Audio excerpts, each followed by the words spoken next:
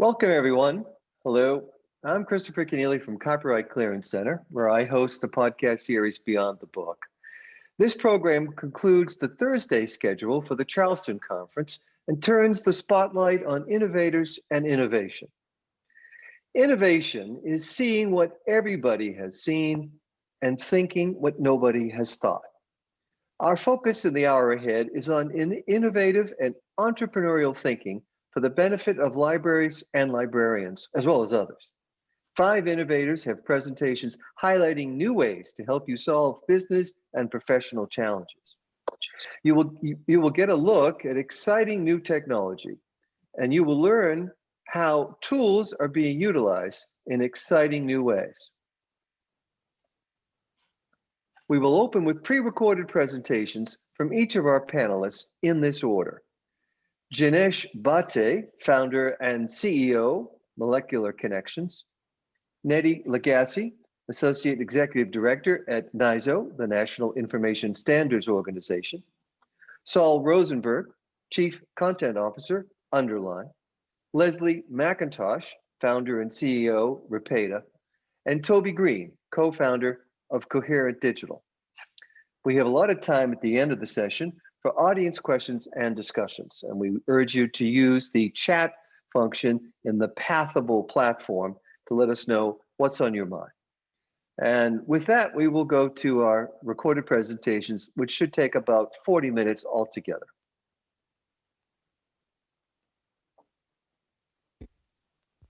Good morning, good evening, and good afternoon to all the attendees and the conference organizers. It has been almost a decade that I last spoke at this illustrious meeting. Thank you for this opportunity. The last decade has seen substantial change in the content world. Content consumption and dissemination has seen a radical shift. User attention spans have dropped substantially. Web has become omnipresent, and content producers around the world are now focusing on web discoverability and web compliance. So serving up accurate, relevant content almost on the first click is the need of the hour. In that context, let's pause for a second and reflect. Have you analyzed what your discovery index is? How do you rank on discoverability in terms of your content? And last but not the least, how can you improve it? Well, EMS's proprietary platform, Discover, would help you do all of that. So what exactly is discoverability? The Oxford Dictionary talks about discoverability as the quality of being able to be discovered or found. Now, the emphasis is on the word quality. So what are these qualities that your content should possess to become discoverable? Well, it's coming up in your slides, so hold your breath. Before that, let me also talk a bit more about the myths of discoverability. There are lots of talks around what discoverability is. Is it about entities? Of course it is about entities, but it's also about relationships. It's not just merely about the look and feel, but it's also about semantic vocabulary, the language that your content or your XML uses so that the search engines can take it up. Is it about content bundling? It is, but it's also about content interpretation from a natural language perspective. And is discoverability led by only organic traffic? Well, you'll be surprised. It's not that. It's also about linking the content across various other websites and various other links so that it becomes discoverable. So we present to you today Mcdiscover, our proprietary platform to not just diagnose where you stand on the discoverability score, but also help you improve your discoverability successfully.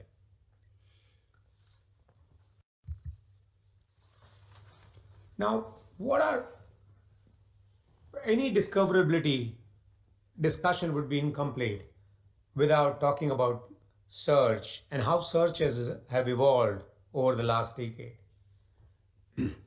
Earlier, we had keyword searches, Boolean and field specific searches, which moved to concept searches, which is people, place, genes, diseases, formulas, and so forth. Then it moved to broader concepts like cancer and or diseases and related concepts. So which cancer is related to which drug. And hence it is important to understand your discovery score from all these aspects, including whether, and of course, not to mention compliance, whether the content is marked up in the right way, which is schema.org, so that Google or any other search engine can read it. And then it is whether it is linked into a graph database so that you can do then multiple queries. So MC's Discovery Index, our proprietary platform, composes of 4 key blocks. We call it, each block is responsible for content discoverability in a substantial manner. So here you see the content reach index is about 60% responsible for discoverability of your content. Usability and search engine compatibility index is about 20%. Adaptive index is about 10%. And traversal index is about 10%. And by the way, we will actually do a free analysis of your website and tell you on where you stand on each of these indexes. Let's go a bit deeper into each one of these indexes. The content reach index, which is a pretty big weightage, almost 60% of your discoverability depends on that. There are various drivers making sure that your content reach index is almost 100%. There are, of course, keywords. You need to have right synonyms. You need to be able to do natural language queries. You need to do content. You need to do content clustering. You need to have the right concept pages. You need to have external identifiers and so forth. So to give you an example, in terms of external identifiers, you have, say, neoplasm as a disease in mesh, and you have the mesh ID embedded into it, or NCIT or DOID embedded into it. MC Minor, the 2 logos that you see below, MC Minor and MC Lexicon, are Molecular Connections proprietary platforms, which allows you to do all of these very quickly. So to give you an example, we can do the semantics of your content for about 1 million papers in less than about 60 days with very high degree of accuracy. So how does it help? For example, here if you see the journals is thoracic, and you can then group all the content based on the journals. When you do a search, if you're just writing HEA, it'll suggest whether HEA is heat or whether HEA is an author name, or whether it is a topic like heating elements and so forth. And all the semantics can be brought up through the content reach index. The second powerful way to improve your discoverability is SEO and usability and search engine. I don't have to say much about it. It's the Google effect, as I call it. Your XML has to be schema.org compliant. We have ready scripts which can parse your documents and make them schema.org compliant. This is just the XML though, how it works. The second last is the adaptive index, which is about 10% weight in your discoverability, which is how quickly you update your data and whether the data is compatible to international standards of content. It can be any kind of data. Molecular Connections has proprietary technology to take XML, text, RDFs, PDFs, and then create into JSON files and make sure it is compliant with international standards. Of course, the last but not the least is the Traversal Index. This is what you say, the look and feel, like how many clicks, what is the rendering time, what is the reset time, what is the callback time of the page coming up.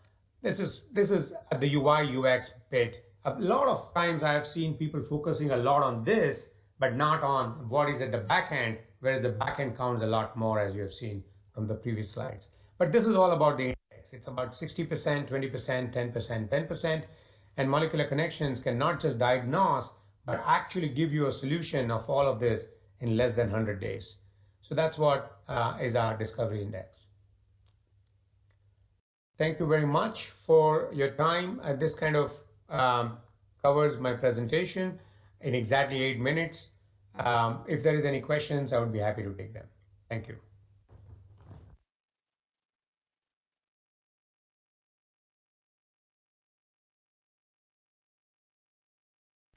Hi, everybody. My name is Nettie Lagace. I'm the Associate Executive Director at NISO, and my presentation today is about one of the NISO working groups. We call it the eBook Metadata Working Group, but it's actually got a much longer name because it is doing a lot of work with different stakeholders and different types of management of eBook metadata. So I want to tell you about their work putting together a recommended practice, which we are now finalizing, and I hope to have it out available to everyone by the end of this year. So today I will be giving you the issue that the group started to work with, tell you who the group is made up of, what they found out, and how they approached their work, and what kinds of solutions they were trying to put together. As you know, eBook metadata has a lot of parties, a lot of intricacies, and solutions aren't necessarily what we're after, but just making it easier for everyone to be able to work effectively with eBook metadata and what's going to be coming next. So when this group was put together a few years ago, the NISO leadership that approved the project, along with the NISO voting members, gave a description of what they hoped the working group would be able to accomplish. So you can see in this list describing minimal metadata requirements to support the different kinds of work for all of the stakeholders. That is the sale, publication, discovery, delivery, and preservation of eBook metadata. Another element of the charge was to identify how the different stakeholders could effectively move metadata through this supply chain. They wanted the group to address how different records could be updated throughout the process or life cycle of ebooks, and also develop rules for matching metadata from multiple sources, provide examples using common metadata standards, and also decide how to conform these things. So this is very ambitious. The group did manage to touch on everything except the last bit, which they decided would be better left to those creators of these standards, but they also found that it is impossible to enforce an ideal workflow for all stakeholders. And what they decided to do was move to identify best practices within the different workflows. This is a list or a screenshot of our webpage, which lists all of the different stakeholders that were participating on the group. And you can see it is quite a varied set, from including librarians, of course, and publishers, primary publishers, trade publishers, scholarly publishers, and then also aggregators, both those who serve libraries and those who serve publishers, and the service providers for these. So everyone really had a voice and was a great participation. So just a quick diagram of a possible book supply chain. So you can see there's all kinds of different things that happen with an ebook when it's published, or book, and they involve a lot of players. And this is a diagram that doesn't even include libraries, but there's all kinds of different places where metadata information about the book needs to go. Sometimes it has to go back, sometimes it circles around, goes to different places, and you can imagine that once information lands somewhere, it could be hard to update it. It might be hard to match it with something that you already have. So what our group how they approached their work was they had different subgroups who examined different elements and then examined workflows. They analyzed all of these findings and sorted through them and then put together recommendations. So they found some common metadata gaps in their analysis, that just because you're using metadata according to a specific standard, it may not be quality metadata. It doesn't necessarily, because it's standardized, make it quality. There's different things to pay attention to within the standard, or maybe outside the standard, which you'll see in the recommendations, that make it important to be helpful for other people in the supply chain, and that concepts are represented in different ways. So that's some other advice that's given in this recommended practice, some recommendations on how to represent these concepts depending on what you're trying to do. And by and large, through these subgroups that I mentioned, where members of the group examined the metadata, how they all approached the different metadata, and the workflows of the different parties, that they found that the context is a really, really important element. How does the metadata, how is it managed by all of these different parties throughout its entire life cycle? Everyone comes to the metadata with their own objectives, and that's important to take into account when you create metadata and when you use metadata for an ebook or a set of ebooks. So the structure of the recommended practice is pretty straightforward. They ebook metadata, lots of different elements, lots of pieces of metadata for any record. So this group decided to concentrate on 5 general elements: titles, names, dates, especially how they relate to titles, book identifiers, so that would be ISBN, DOI, other identifiers to be able to match things, and then different subjects kind of as another tier of that. And then for each element, there's a definition, how these are approached by the different parties in the supply chain, some general recommendations, key use cases that describe how the different parties approach this. So you can see everyone really has different expectations for the metadata that they're using, and then some specific recommendations. And examples for how all of these are created in the different metadata sets are or standards are included in the appendix. So just a quick screenshot, some use cases, and this is in the recommended practice that you'll see. Different stakeholders you can see are listed, and the kinds of things that they need the title, in this case, to do are listed in the use cases. And then the examples, which are in the appendix, are listed for each of the metadata standards, so you can see how these might be formed.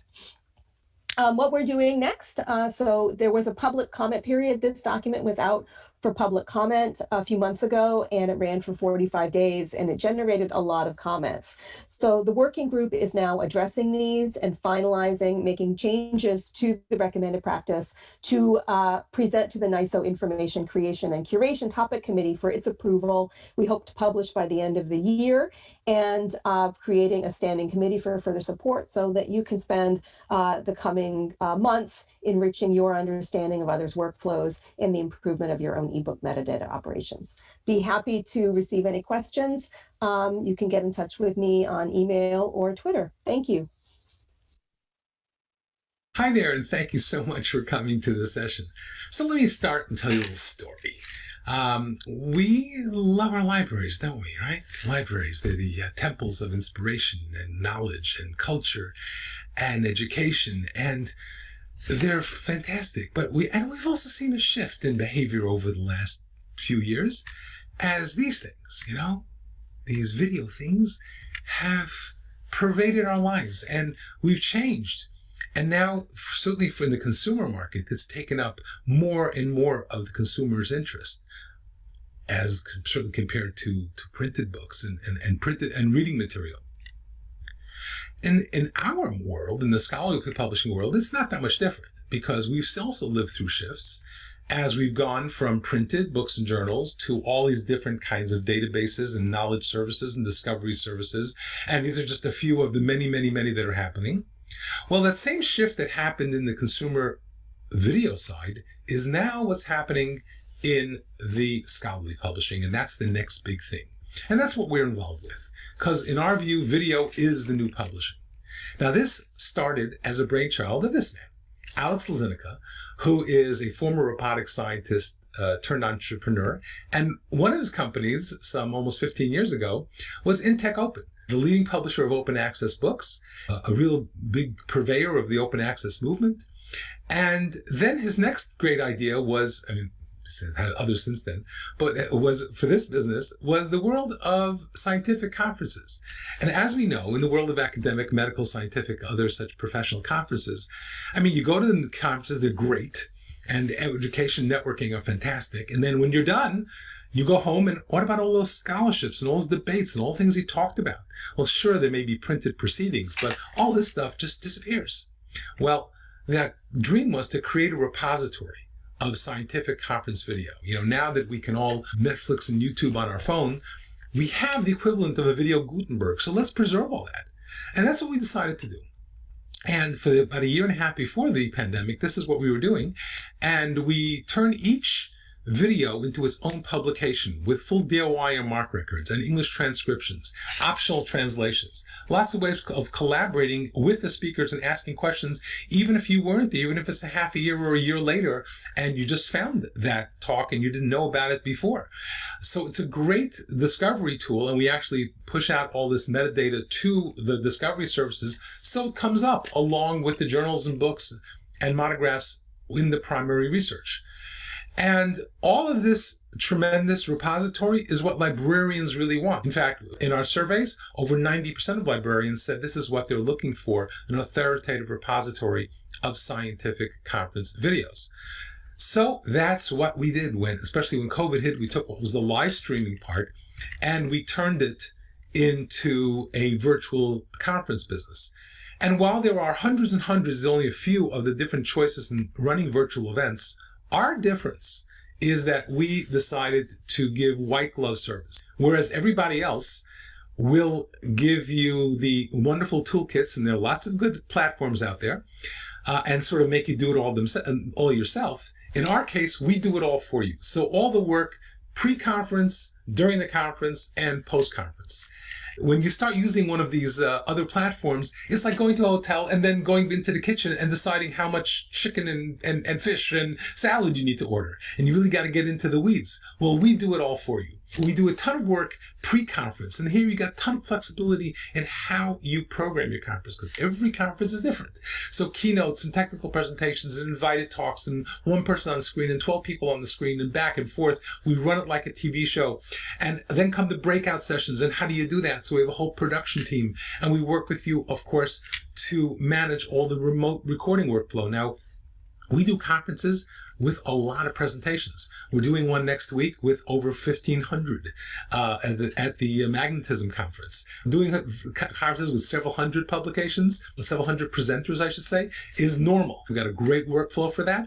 And we do a ton of work pre-conference. And then during the conference is where we run everything for you. And we're running the entire show. You can just show up and do it. And the great thing is that there's a tremendous amount of interactivity. Every audience person can ask questions and can get answers, and some of them can even ask via video. The audience can be polled. There's a great number of networking opportunities where the audiences can meet each other and speak with each other, and sponsor rooms, places for fantastic value for the sponsors where they feel that they're getting a lot of value. So a lot of work pre and during the conference, and it also just starts with the schedule, where you see your conference and your schedule in your time zone, and you click and you go right to that session that you're looking at. Now we begin with the main stage, and the main stage is very much like the big ballroom where you're going to have your plenaries and your discussions and keynotes and things like that. And we handle it all very much like a TV show, maybe not quite the Oscars and Emmys, but we look every 30 seconds what's going on and how do we cover it if something happens, do a full HD signal so you can even run it on your big TV and your Chromecast.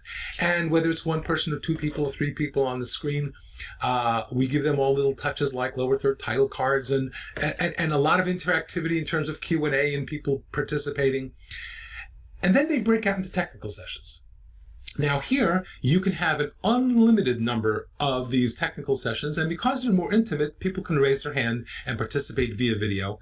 And one interesting thing that we do that's very, very different than everybody else is that we have this concept called the flipped conference. So whereas in a real-time conference, you'll have these technical sessions, maybe 8 of them in an afternoon, 8 of them wide, right?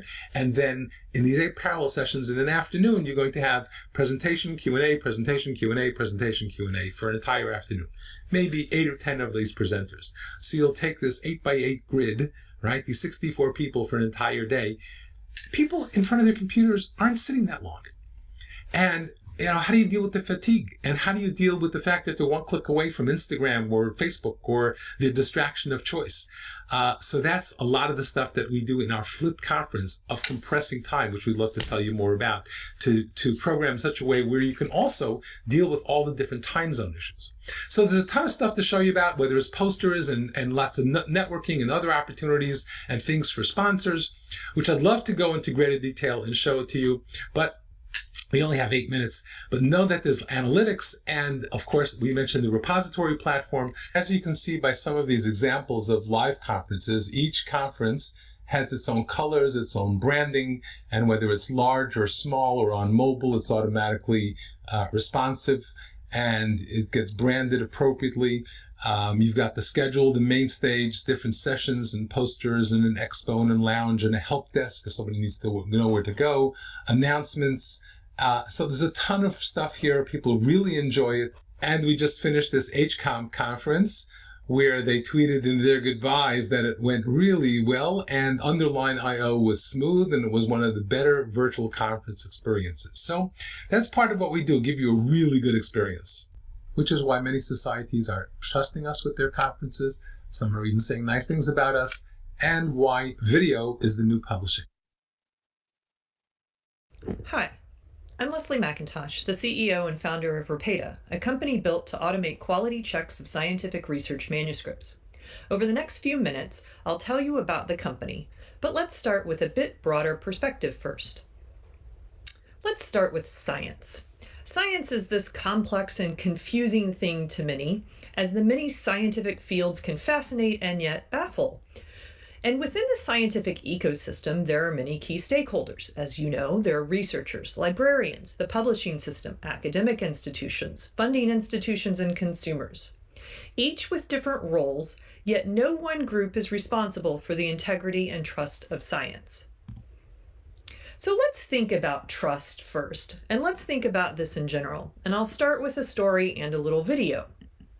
In 2018, I had the privilege of attending International Data Week in wonderful, warm Gaborone, Botswana.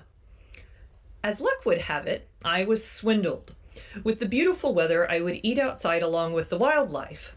However, as you can see here, these monkeys were there and they were quite clever.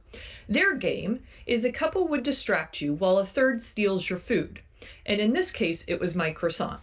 2 years later, I still have to say I'm a little upset about being duped. But how does this relate to trust and science? Trust is about believing that someone would do what they say they would do.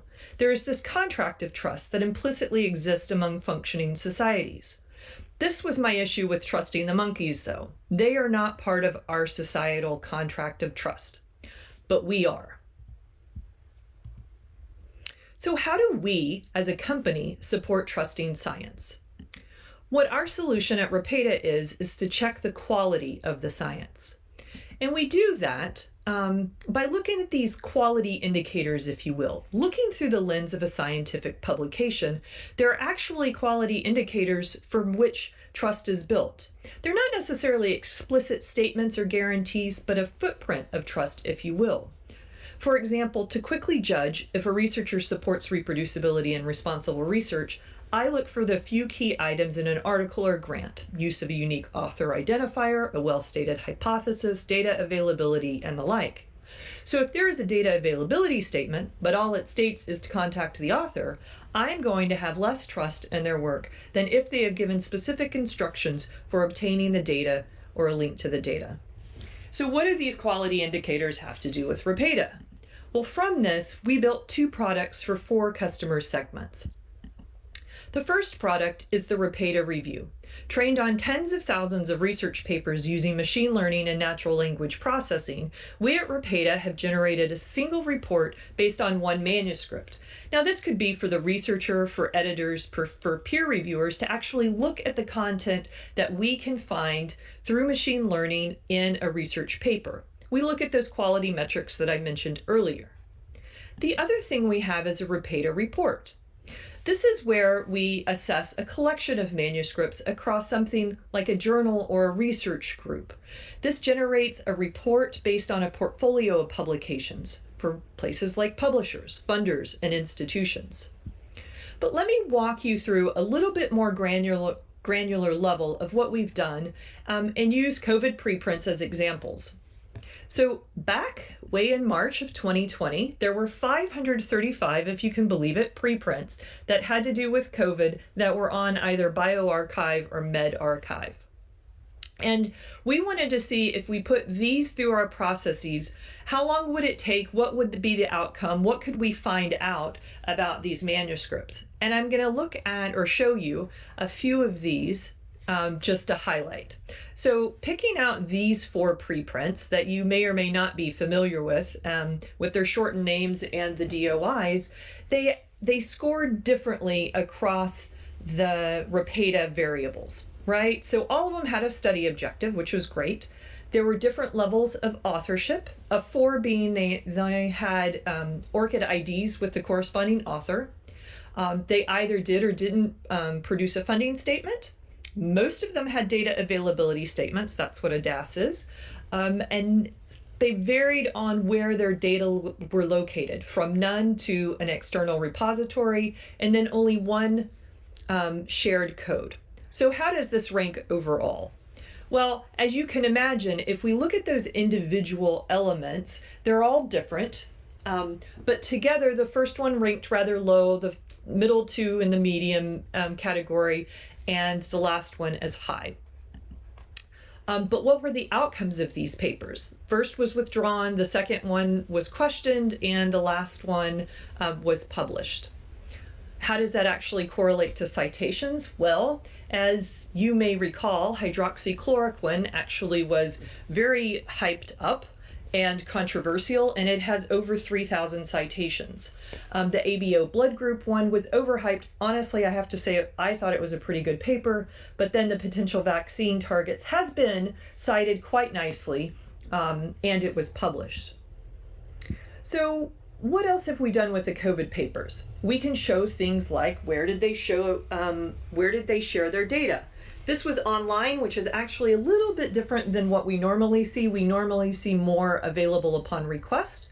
And then we can also look at, in this case, we wanted to look at months later, how many of these articles were published. And what I'd like to bring your attention to is when we use an aggregate of the quality of the paper, we can get into things like, well, are there papers that are of high quality but haven't been published? And that's that little part behind the blue, the pink. So what does this all mean? First, as many people know, attention does not mean quality, and it does mean we should be looking at quality. We should, in my opinion, be looking at not only doing things fast, open, but also checked. Out of the 535 preprints, it took us about 5 minutes to process them, or 43 hours to do it manually. We can move things quicker, and we can look at things like quality in a research paper. The third point I'd like to make is to make better science, we need to make better science easier, and we do need to make better science easier for all. So what's the problem we're trying to solve at Repeta? How do we support trusting science? We do this through two products, the Repeta Review and the Repeta Report. And we do this for 4 customer segments: the researchers, the institutions, the funders, the publishers, and we have great customers such as Wellcome, Research Square, Springer Nature, and the NIH. And we've done this all with a fantastic team, the Repetinis. I'm Leslie Mcintosh, the CEO. Cynthia Hudson is a co-founder and COO. Darrell, Chris, Leah, Josh, Ruth, and Paola make our team whole. Thanks for having us here, and I look forward to your questions.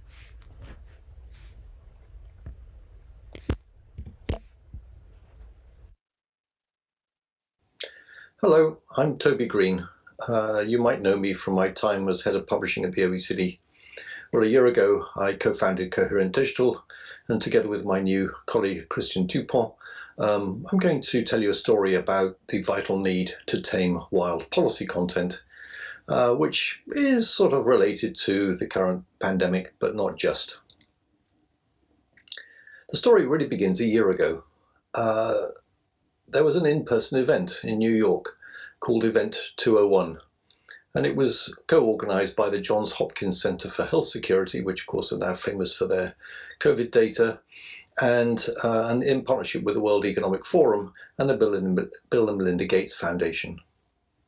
The event looked at what would happen if there was a pandemic caused by a coronavirus.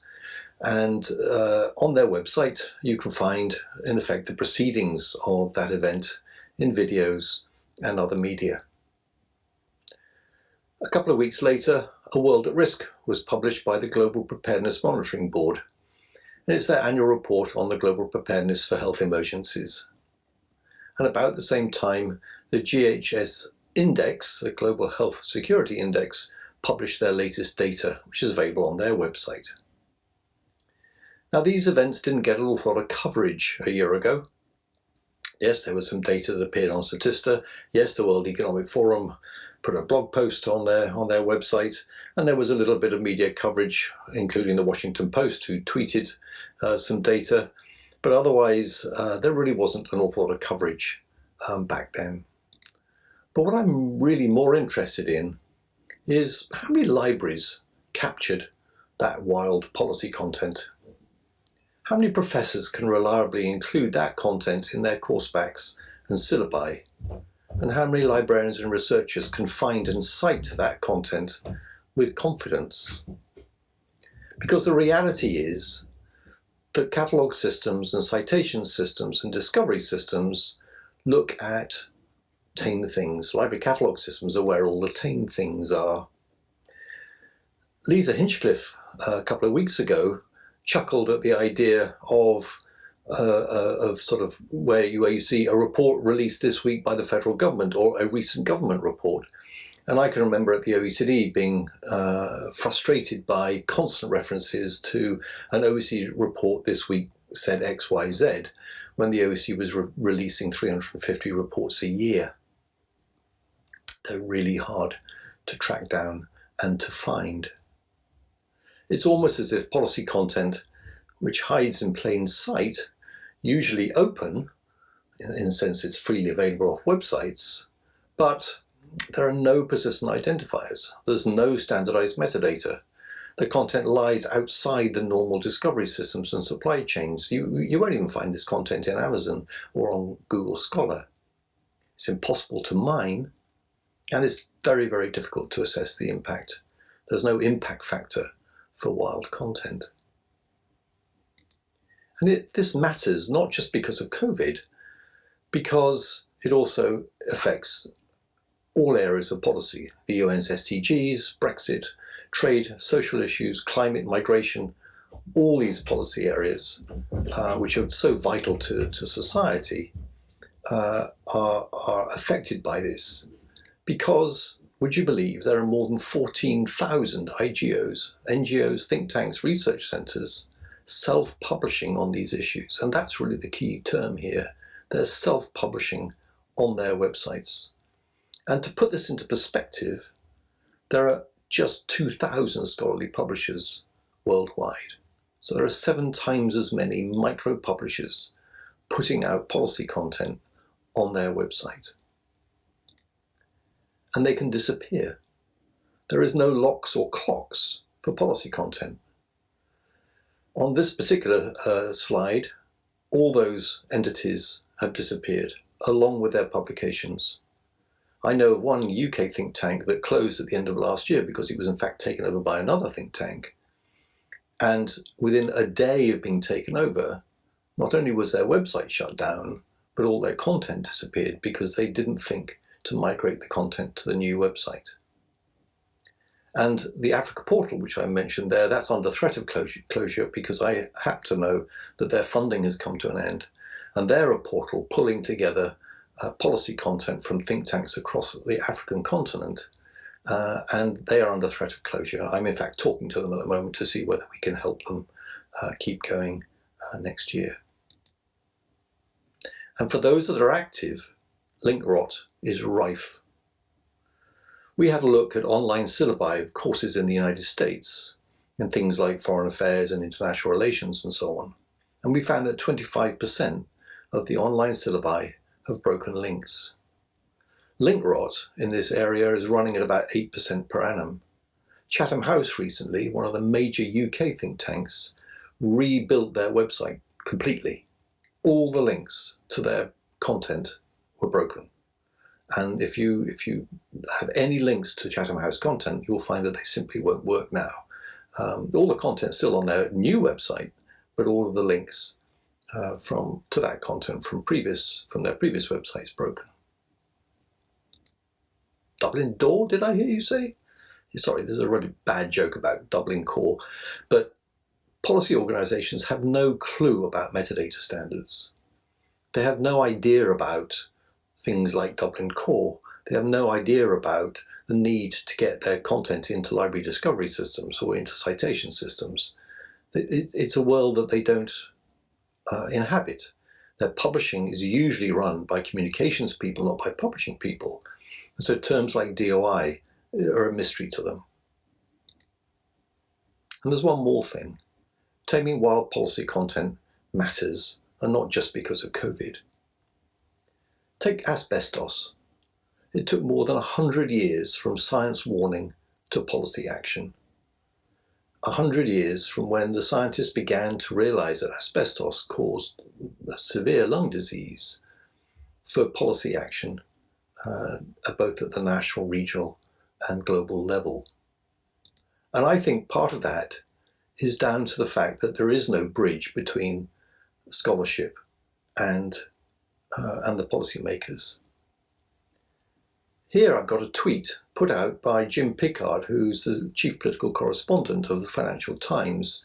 He tweeted a couple of weeks ago that a fellow journalist, Alex Wickham, who writes for BuzzFeed News, was reporting that a minister in the UK was bemoaning to Playbook, which is the Alex Wickham's morning newsnet email, that no one is presenting any data on the economic and non-COVID health impacts that explain why a balanced approach to COVID is best. Really? No one is presenting any data?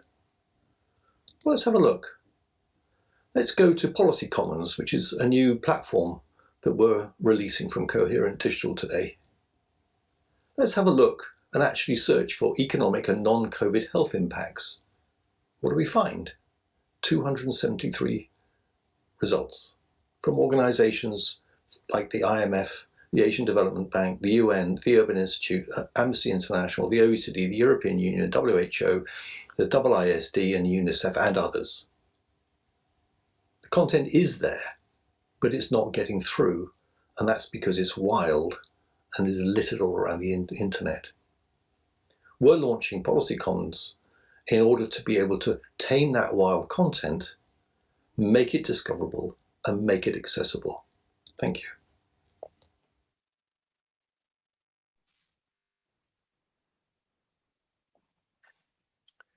Well, I think that brings us to the end of our recorded presentations. I want to thank all of our presenters today as they join us back on Zoom. I want to thank you in the audience for watching them carefully. I'm sure you have some questions for our presenters. If you do, please use the chat function that's on the Pathable platform, and we will try to address as many of them as we can get to in the remaining quarter of an hour for this program. And joining us, in addition to the individual presenters you have already heard from, is Christian Dupont, who is a librarian himself at the Burns Library, the library for rare books and archives at Boston College. And Christian, can you say hello to our audience and to your everyone? Yes, and I also work as a strategic advisor to Coherent.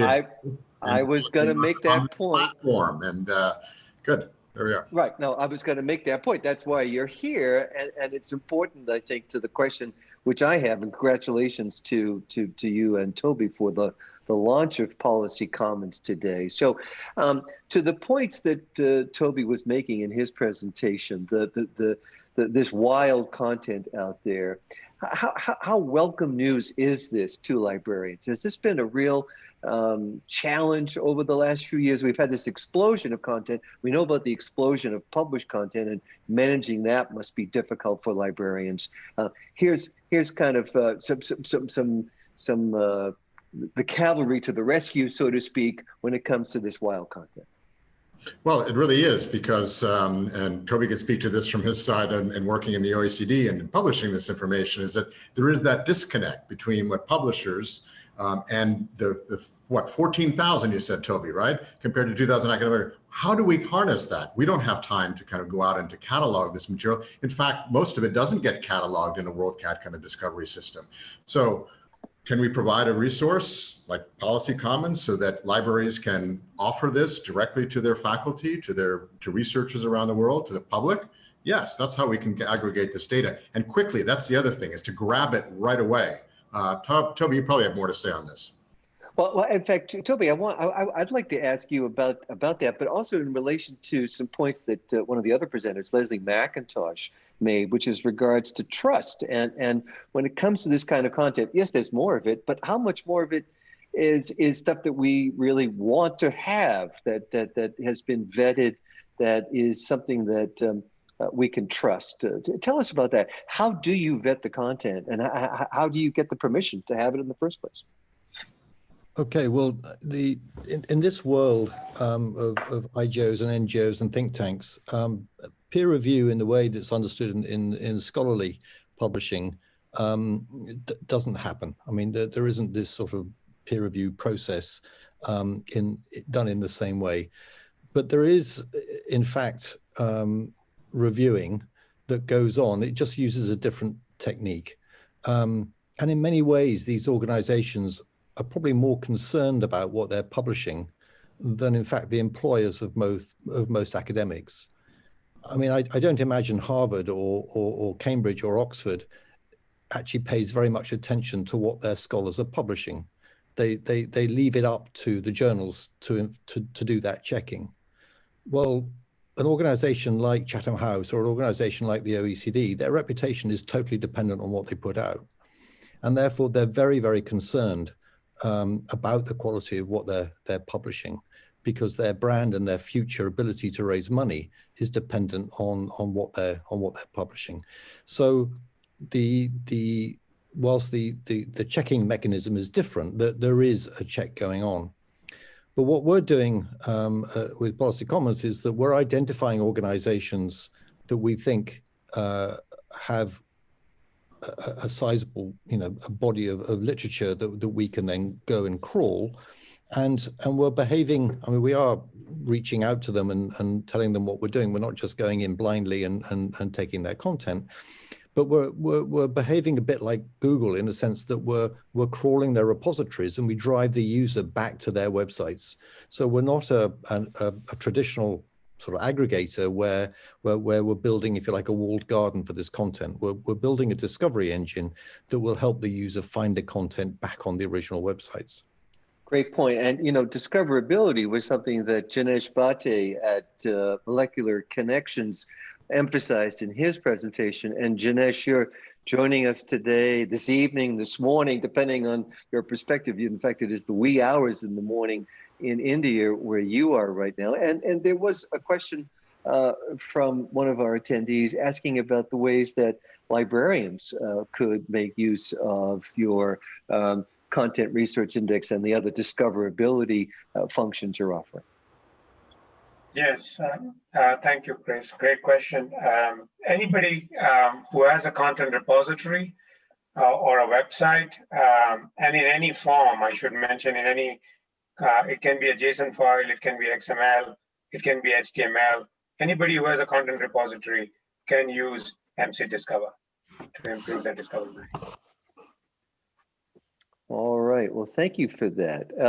Let's turn to Leslie Mcintosh. And again, if anyone watching the program does have a question, please use the chat function on the Pathable platform. And we're focusing our questions, Leslie, on the audience today, which is predominantly made up of research librarians such as Christian himself. And so I want to ask you about the ways that Repeta can benefit them and their work. Can you tell us a bit more about that? Sure. Thanks, Chris, for asking that question.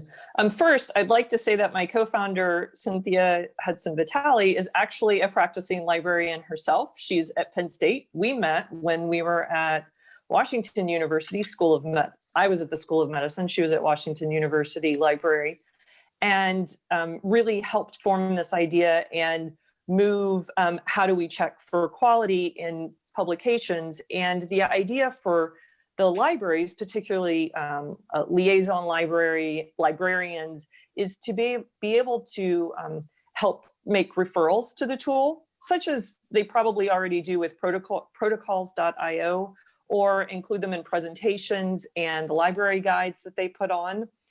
If they're more related to the research oversight or like VPRs of universities, it's also a way from the Repeta report to really get an idea of how you're doing at your university, at your institution. And that gets into kind of what we were just talking about, reputation, understanding how people are doing, and perhaps reputation protection if that's needed.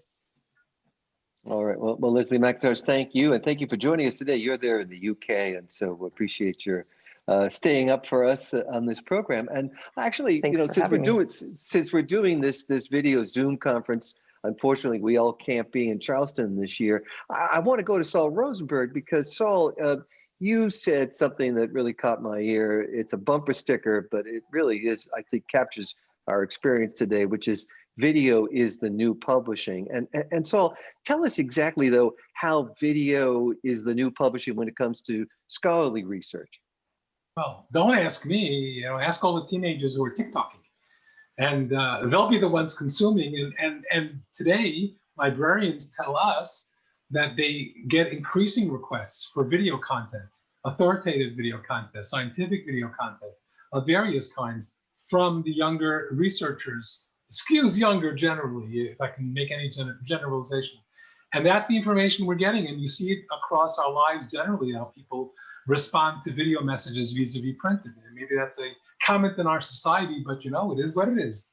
So given that, given the fact that when we are in person or even like this virtually, there's a ton of scientific information and other information, important information, in the scholarly publishing ecosystem that is being shared and transmitted via audio and video, besides just print.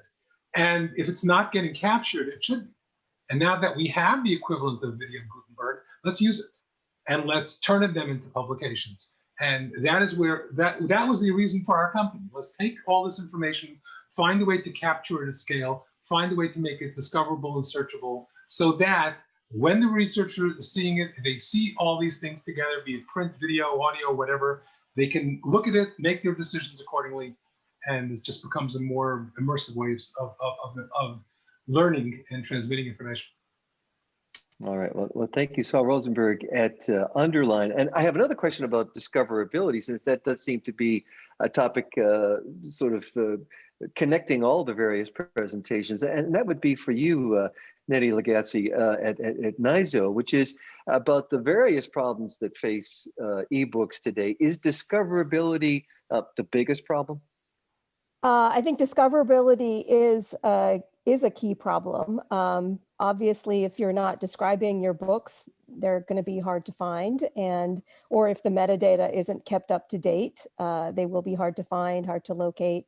I think discoverability is something that publishers care a lot about, and they may assume that once they put it out there, it's found, but it doesn't necessarily always turn out that way. I think discoverability is I don't know if it's the biggest problem, but I think it's a key. If discoverability doesn't work, then nothing else is really matters. It's getting the user to the content that's most important. Chris, can I just add to Nettie's Please. Nettie, you just said it right. We just did a dipstick with 2 society publishers on how their content is discoverable, and just simple metadata updation and cross-linking improved the content discovery by 30%. So, and That's they all great. assumed, as you rightly said, They could see that. it's discoverable. Yeah. Well, to me, it's just interesting. I was thinking as I was listening to the presentations that there are problems here that we've been trying to address for many years, and keeping up with the evolution of the digital publishing experience has been a tremendous challenge. I mean, discoverability, metadata, managing material that is only published, is sort of digitally first published. All of that is stuff that people, librarians particularly, have wrestled with for 15, 20 years now. And so it's clear that the kind of work that all of our innovators today are doing is still really important work.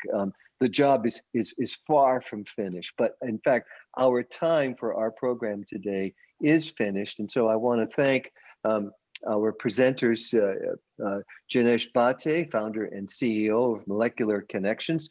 Jinesh, thank you so much for joining us. Thank you. Nettie Lagace, Associate Executive Director at NISO, the National Information Standards Organization. Nettie, good to see you. We also were joined by Saul Rosenberg, Chief Content Officer at Underline. Saul, thank you very much for joining us. Thanks. And on that point of discovery, if you think about it a little more macro, that's what the world is all about, right? When you're looking for the right dress or the right pair of shoes or the right shirt, right? It's all about discoverability. If you can't find it, you can't enjoy it, right? So it's a new not model there. for us librarians, right? Indeed. But we also had as our guest today, Leslie Mcintosh, founder and CEO of Repeta. Leslie, thank you for joining us. Thanks so much, Chris, for having me. Really liked being here.